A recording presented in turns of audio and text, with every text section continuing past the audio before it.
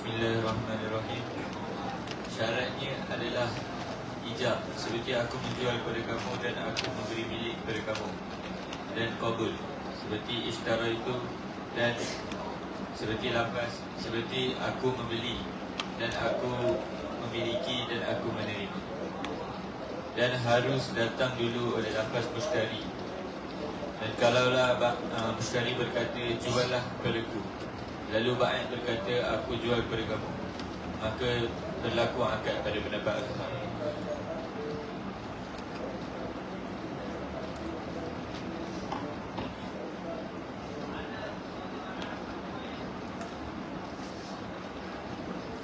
Wa yan'aqidu bil kinayati kaja'altuhu laka bikadha fil asah.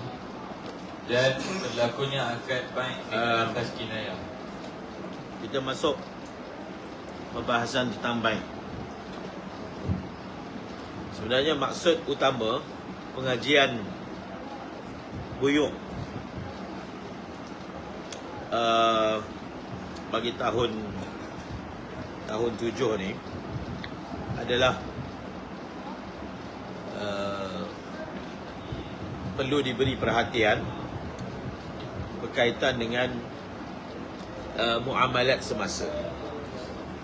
Muamalat semasa. Sebab itu kita menggunakan kitab sokongan, kitab tambahan Fiqhul Buyuk dengan memilih beberapa tajuk sebagai bahan pengajian. Adapun pengajian buyuk turath secara umumnya kamu dah belajar seawal kelas 2. Kita belajar daripada matan ghayah, kemudian kita belajar Umdatus Salik, dan kita belajar lagi dalam Iqna'. Jadi untuk tahun 7 ni, dahulu kitab muqarrar untuk buyuk muasirah ni adalah Al-Fiqhul Manhaji. Fiqh Manhaji. Kemudian Fiqh Manhaji dihazafkan dan masa itu diberikan kepada Minhaj Al-Talibin. Sebab itu masa bagi pengajian Minhaj ni dia banyak bagi tahun 7. Maksudnya adalah fiqh muamalat semasa, dengan menjadikan kitab Minhaj ni sebagai teks utama, kemudian untuk bahan-bahan muamalat semasa tu kita menggunakan kitab lain. Sudah tentulah dalam Minhaj tak ada sentuh muamalat semasa. Dan kitab yang memang kita pakai selama ni adalah Fiqhul Buyuk. Namun kitab ni dia dalam bahasa Arab. Untuk mendalami fiqh semasa ni, kita perlu mempunyai bahan bacaan dalam bahasa Melayu. Faham? Dalam bahasa Melayu. Sebelum tu saya nak tanya siapa yang tak ada Fiqhul Buyuk. Dia tak ada Fiqhul Buyuk. Semua ada. Okay. Jadi untuk mempelajari muamalat semasa ni, kita perlu ada bahan bacaan dalam bahasa Melayu. Banyak bahan bacaan, tapi perlu kena ada.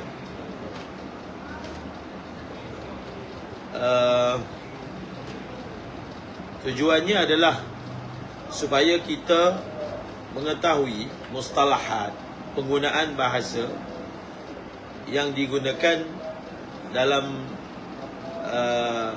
wakil tempatan. Contohnya kita belajar Fiqhul Buyuk ni dalam bahasa Arab. Peniaga-peniaga, ahli ekonomi, para pedagang, mereka adalah mustalahat yang mereka pakai, yang bila mereka bertransaksi, berurus niaga, mereka akan guna kataan-kataan tu, istilah-istilah tu. Jadi kalaulah kita tahu mustalahat fiqh contemporary ni, tapi kita tahu yang dalam bahasa Arab, kataan dia, istilah dia dalam bahasa Arab, lafaz dia dalam bahasa Arab, tetapi kita tak tahu yang dalam bahasa Melayu ataupun dalam bahasa English, biasanya orang pakai bahasa Inggeris istilah. Maka sebenarnya kita tak akan dapat mencapai maksud daripada pengajian. Secara pasti, secara umumnya lah, orang madrasah ni secara umumnya mereka tidak terlibat secara langsung dalam perniagaan. Secara umumnya, apatah lagi perniagaan yang bersifat moden, perbankan dan seumpamanya, tak terlibat lah. Tetapi bukan maknanya bila kita tak terlibat maka kita tak perlu belajar. Tidak, banyak saja perkara yang kita tak terlibat tapi kita belajar. Kerana ulama' perlu ada bekal ilmu yang mana supaya mereka dapat melaksanakan tugas mereka dengan baik. Ulama' kan tugas dia mendidik, mengajar, membimbing masyarakat. Bukan alasan dia tak berniaga maka dia tak perlu belajar ilmu perniagaan. Tidak. Banyak saja kita tak terlibat.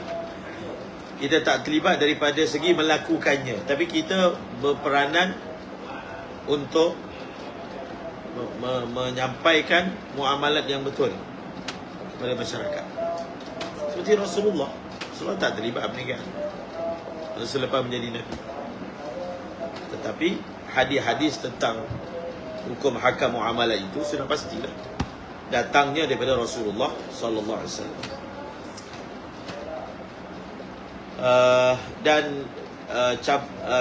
Bila kita belajar sesuatu perkara, kita perlu belajar kalau dalam istilah luar lah orang panggil, kata pelajar-pelajar ni, dia perlu ada kualiti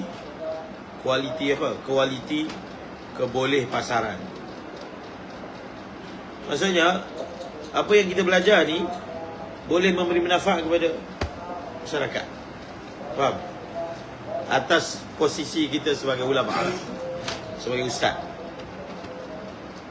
Jadi kalau contohnya kita hanya mempelajari model-model perniagaan yang silam tanpa kita ambil tahu langsung, sedangkan dunia ekonomi ini bergerak sangat pantas dengan pelbagai bentuk-bentuk produk-produk, model-model perniagaan yang baharu yang terlalu banyak. Maka sebagai orang yang bakal menjadi ulama pembimbing masyarakat, dia mestilah kena tahu. Dia dah jadi juzuk yang perlu dipelajari. Sebab itu ulama mula menulis kitab-kitab fiqh yang menyentuh model-model yang baharu ni.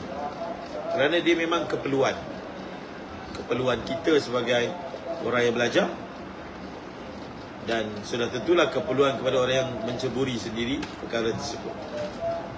Banyak kitab yang ditulis. Antara yang mudah untuk kita hadam yang dikeluarkan oleh Ma'had Mustafa lah, tentang Famsa tu. Jadi dapatkan juga Famsa tu, fahami muamalat seharian anda, dia panggil Famsa. Jadi kita dapatkan untuk bahan bacaan ni kena ada. Sebab mungkin kekangan dia bila dia dalam bahasa Arab, kemudian mustalahat diguna pula moden, bahasa Arab moden. Kita fiqh muamalat ni dia pakai bahasa Arab moden. Bahasa Arab ni dia ada bahasa Arab turas, dia ada bahasa Arab moden. Jadi kalau kita tak biasa dengan bahasa Arab moden, kita tak faham juga kitab ni. Ukil Buyung ni. Ukil Buyung ni kalau tak biasa baca, tak faham juga. Jadi antara cara nak bantu, baca yang bahasa Melayu. Faham? Atau bahasa English. Melayu lah. Melayu. So kita ada pelbagai buku yang ditulis. Antara yang mudah lah, dengan bahasa yang mudah, yang menulis pun orang madrasah kan. Itu lah buku tu. Dan buku-buku lain. Kalau macam contohnya pondok-pondok Indonesia, pesantren, mereka banyak mengeluarkan buku-buku yang macam ni. Jadi kita perlu ada gairah untuk tahu. Nak cari sendiri, bukan nak kena cakap. Ni cakap ni tak tentu beli lagi. Masa saya bagi tahu nama kitab ni, masa suruh beli, so dapat kan. So Sebab benda tu untuk kegunaan kita, belajar. Kalau kita lambat, maka ilmu tu akan tinggalkan kita. Sedangkan benda ni berubah, bergerak maju. Pelbagai bentuk produk-produk yang baru, yang kalau kita tak mulakan, maksud kita tak akan menguasai dia. Dan kita pilih kitab Fiqhul Buyuk ni sebab beliau ni, pengarang ni ma'ruf lah, Mufti Taqi Al-Uthmani. Siapa kenal? Siapa pernah tengok muka dia? Kan? Yang kelas ni seorang je, Mufti Taqi. Seorang je. Tak pernah tengok. Ada harapan.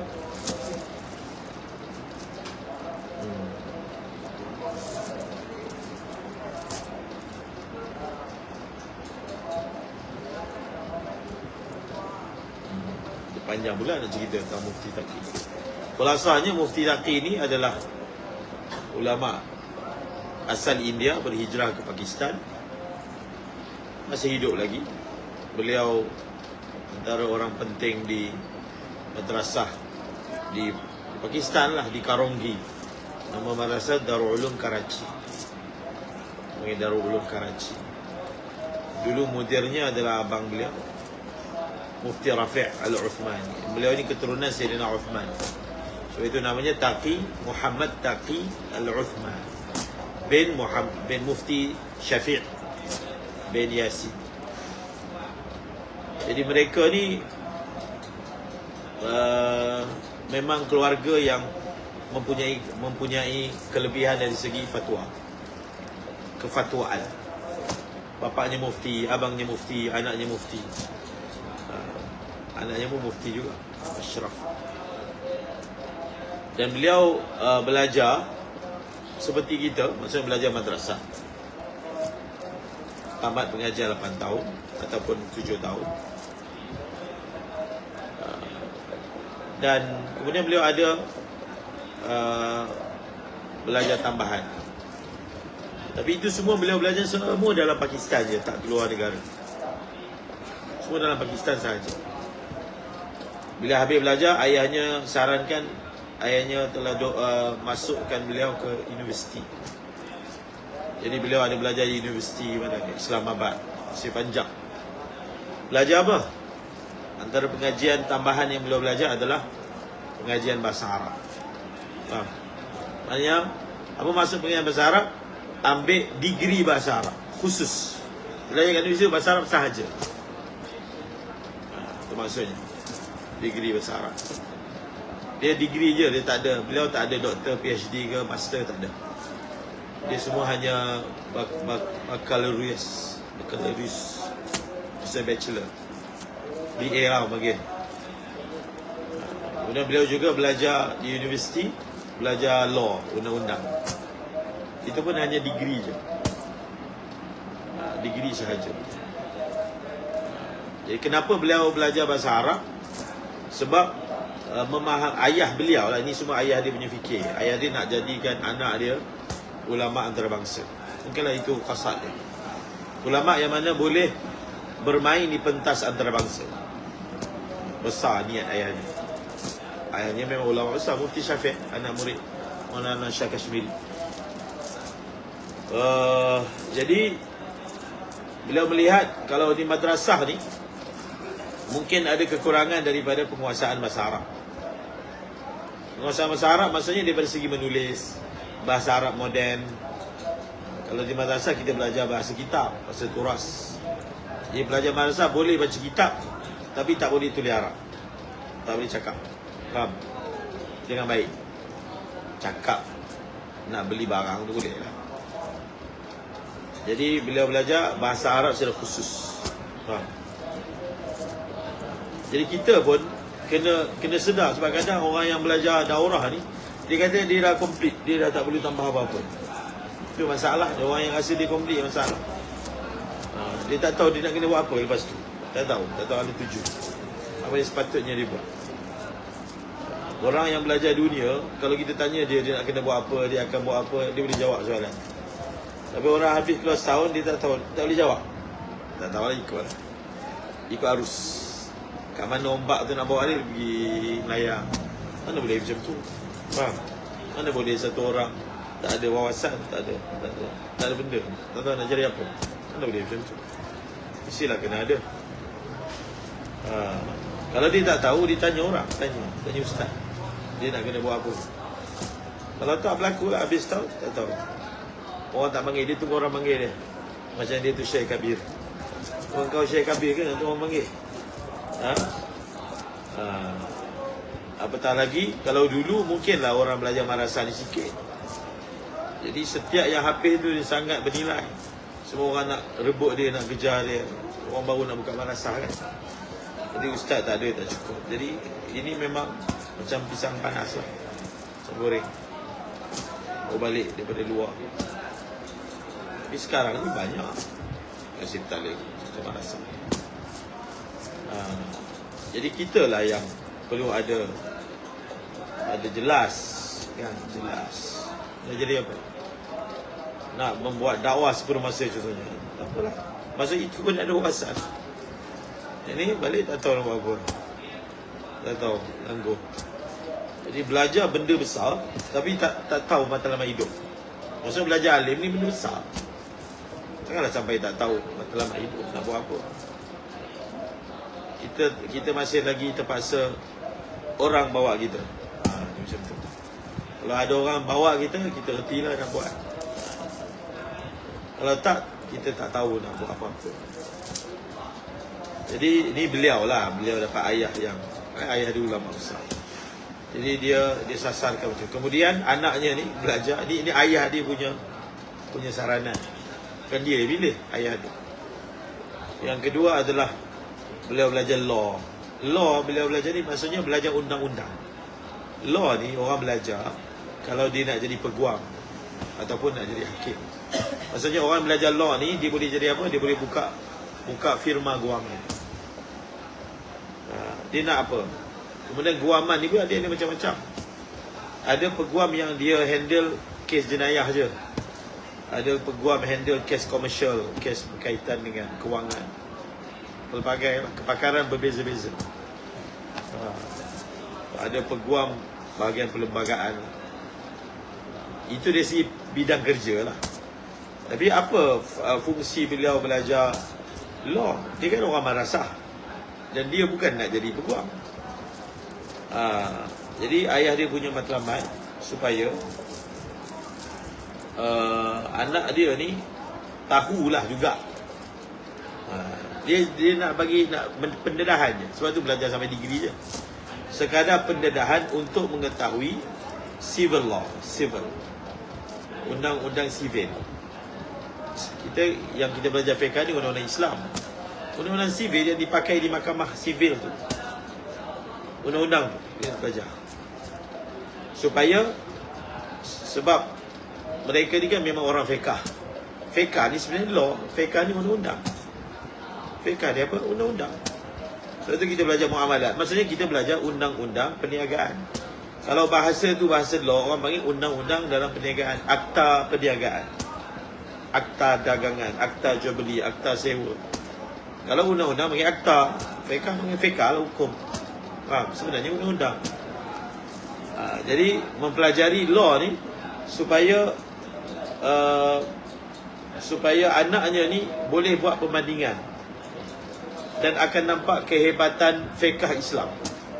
Kalau nak bandingkan law, akta yang digarap oleh sesiapalah, British ke mana, cuba bandingkan dengan hukum akta muamalat. Muamalat ada pelbagai pecahan-pecahan yang ulama kita 1000 tahun lepas dah bahas dah. Law yang keluar ni baru je dibukukan. Kitab fiqh ni yang bicara tentang hukum kewangan ni 1000 tahun lepas. Tak ada buku dah. Bukan hanya cakap, ada buku yang ditulis. Jadi tujuannya adalah muqaranah. Jadi bila muqaranah, dia akan lebih beriman dan meyakini hebatnya fiqh Islam. Sebab itu kitab Fiqhul Buyu' ni dia punya kelebihan ni adalah, pertama, kitab ni ditulis 4 mazhab. 4 mazhab. Beliau walaupun mazhab Hanafi, tapi kita ini bukan hanya mazhab Hanafi sahaja. Dan memang sifat belajar muamalat semasa ni, dia kena begitu, dia kena lintas mazhab. Macam tu cara belajar dia. Kalau tidak, kita akan menghadapi kesukaran untuk menyelesaikan isu-isu semasa. Yang kedua, dalam kitab ni ada muqaranah, ada perbandingan antara undang-undang Islam dengan undang-undang sivil. Contohnya undang-undang akta tentang sewa beli. Cuba bandingkan yang ada dalam law. Cuba tengok. Kita akan nampak yang dicadangkan oleh ulama Islam ni adalah lebih hebat lagi, ataupun mendahului zaman. Begitu. Faham? Jadi barulah kita mempunyai apa? Kita mempunyai langkah kita tu lagi luas. So kadang-kadang bila kita tak duduk dalam masyarakat, kita tak faham. Dia pelajar ni dia duduk mabuk, duduk khayal, dia duduk madrasah kan. So dia tak duduk luar lagi. Jadi bila dia duduk kat luar, baru dia tahu apa yang dia perlu. Apa yang dia perlu. Jadi kalau benda yang diperlukan oleh masyarakat ada pada diri kita, barulah kita lebih yakin, faham tak, untuk sama melangkah. Dan benda tu boleh, cuma nak kena rajin je lah. Kalau malas tak boleh bantu. Orang malas tak tahu nak cakap apa. Jadi dalam mukaddimah ni ada satu kitab Mufti Taqi juga, tapi asal bahasa Urdu, terjemah ke bahasa Arab. Satu lagi Mufti Taqi ni, beliau belajar, ambil CJ, belajar bahasa English. Dia masuk universiti, ambil course English. Belajar bahasa.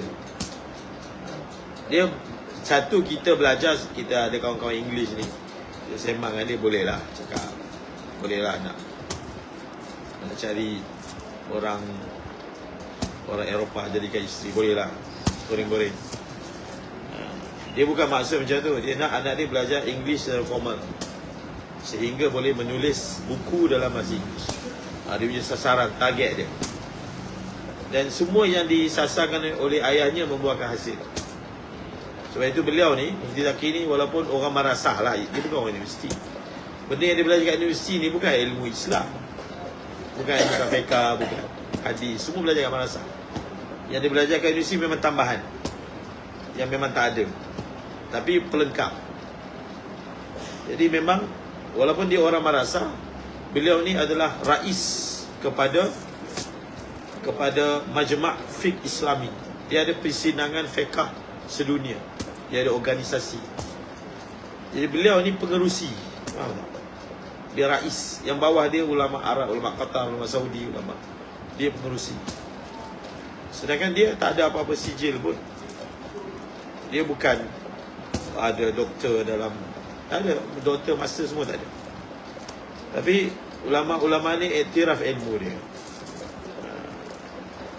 Beliau gunakan ilmu turas yang beliau ada tu untuk diteroka fiqh semasa.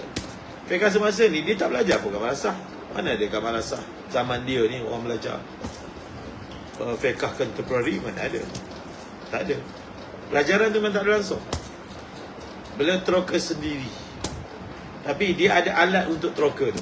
Itu yang penting. Teroka tu maksudnya dia tolak, discuss. Alat tu sudah tentu lah alat memahami kitab fiqh ni. Satu lagi, dia punya alat dia adalah beliau ada penguasaan dalam bahasa English, sehingga sebab benda-benda fiqh, model-model muamalat semasa ni ditulis dalam bahasa English. Jadi orang yang ada kelebihan boleh baca tu, dia ada kelebihan untuk lebih pergi lebih mendalam. Dan beliau memang, maknanya kita sebut dia pengerusi kan. Dia tempat meeting dia kat Qatar, kat Dubai, kat Kuwait, Saudi.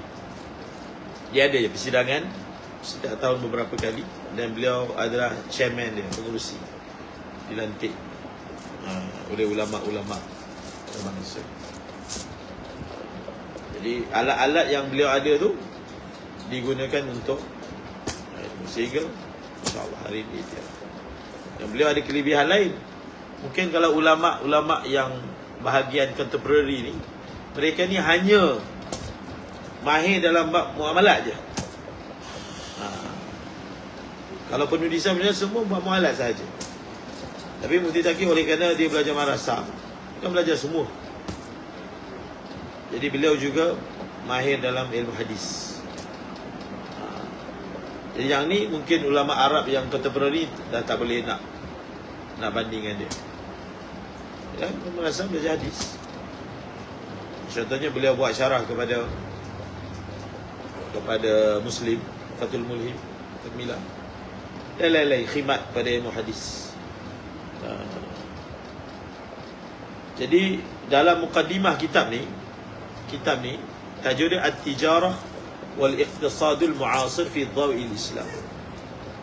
Perniagaan dan ekonomi semasa menurut neraca Islam. Jadi dalam mukaddimah ni beliau nukil kataan apa? Kataan fuqaha. Man jahila bi ahli zamanihi fahuwa jahil. Beliau nukil kataan fuqaha. Man jahila, siapa yang tidak tahu hal ehwal orang yang hidup sezaman dengan dia, maka orang ni jahil. Man jahila bi ahli zamanihi fahuwa jahil. Khususnya fiqh lah, tak mufti. Ini untuk orang yang nak mendalami lah ilmu fiqh. Khusus bagi orang yang nak mendalami fiqh ni, dia perlu mempunyai pengetahuan tentang apa yang berlaku di luar. Dia kena tahu. Faham? Dan antara anak murid Imam Abu Hanifah adalah Muhammad bin Hassan. Muhammad bin Hassan ni mempunyai adat, dia suka pergi pasar, bergaul dengan peniaga. Untuk dia nak tahu apa sebenarnya sekarang ni keadaan dalam pasar, perniagaan, ekonomi. Dia bergaul, dia bertanya, dia tengok supaya dia dapat faham. Dia mempunyai tasawur yang sahih. Kerana kita tahu al-hukmu ala syai'in far'u tasawuri. Bila kita nak hukum sesuatu, kita kena faham dulu surah dia. Jangan cakap dulu. Faham? Kalau surah yang kita faham tak betul, maka hukum tu jadi tak betul. Kita gambarkan. Contohnya, orang tanya, apa hukum makan selembu? Orang tanya soalan. Kita pun tak tahu selembu ni apa. Contoh lah. Lepas tu kita dapat maklumat selembu ni adalah kacukan lembu dengan babi. Contoh lah. Oh, kita kata haram lah. Haram.